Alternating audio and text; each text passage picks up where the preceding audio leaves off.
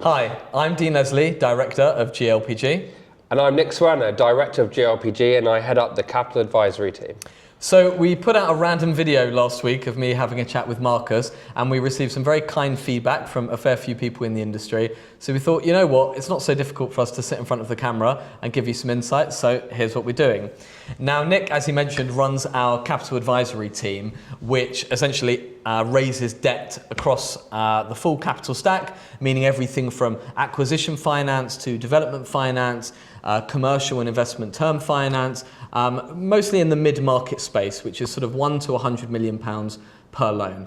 Now, a lot of that seems quite mystic to most people. They don't really know what it is we do on the Capital Advisory Team, how that actually impacts the day-to-day for an agent that isn't particularly involved in capital. And we thought we'd use this opportunity for Nick to introduce himself properly, tell you a bit more about what it is he does here, and hopefully run you through a little bit of that journey on each of our transactions.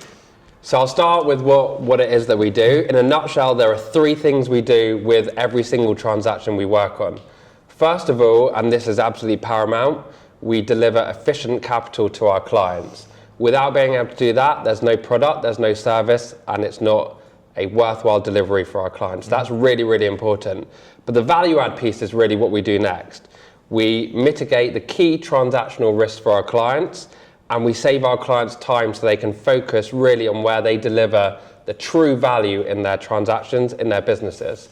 So if we can give back our clients 10, 15, 20% of their time, and they can focus on finding a site or something else which is more value add, and we can focus on where we really have our strength and experience, that's really key. Coming from an accountancy background where I spent 12 years at KPMG and Deloitte prior to setting up the business with Dean and Matt in 2020, what I like to do and my team like to do is look at where the risks are in a transaction and try and mitigate those risks from the outset, whether that's supporting our clients in the valuation, doing some really key modeling for our clients, or more towards the back end at the post-credit approval stage, where we do a lot of work alongside our clients' lawyers or our clients' in-house legal teams to support them, make sure the transaction executes smoothly and on time, and again, mitigating those key risks before they actually come up.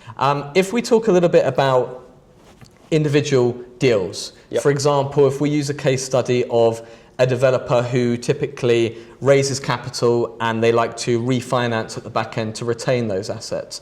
What is it that we do that's perhaps a little bit different, and how do we make sure that the business plan of the client is actually going to work by the time they've actually finished the build of those units?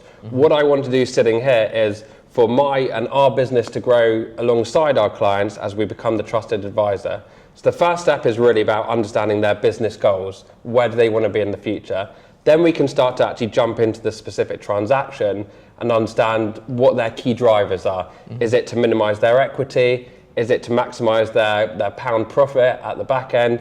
Is it just to have a kind of hands-off lender who maybe doesn't get too involved in the nitty-gritty and has the kind of lower end of the legal requirements and the construction contract and associated documents? So just understanding what the drivers are.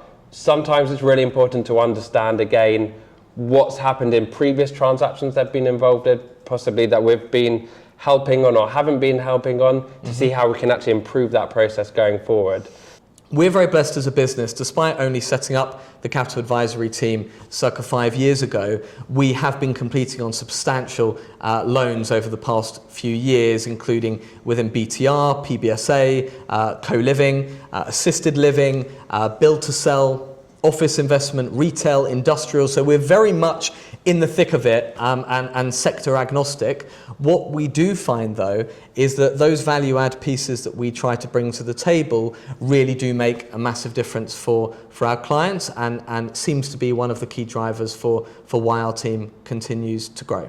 The biggest indication for me, which I'm really proud of as a business, of how we've succeeded over the past 4 or 5 years, is one, our client retention is extremely high. So once clients have used us, even if there's often a bit of friction, or maybe not friction, but hesitancy to use us in the first instance. They might have another relationship with an advisor. Or they can go direct. Yep. Once clients have used us, they tend to use us again. Yes. For all of their transactions, because they can see that we are a trusted advisor. We always bring more value than the cost of our services, and that's what's really important. So that's really key. What's also key is, again, was getting at before, is we've actually grown with a lot of our clients. So we've been on a very similar journey. I hope that's given you a good idea into what it is we do in the Capital Advisory Team, how we add value for our clients. And if there is anything you'd like to discuss or learn more about, then please feel free to get in touch with myself, Nick, or any other member of the team, and we would be delighted to support you.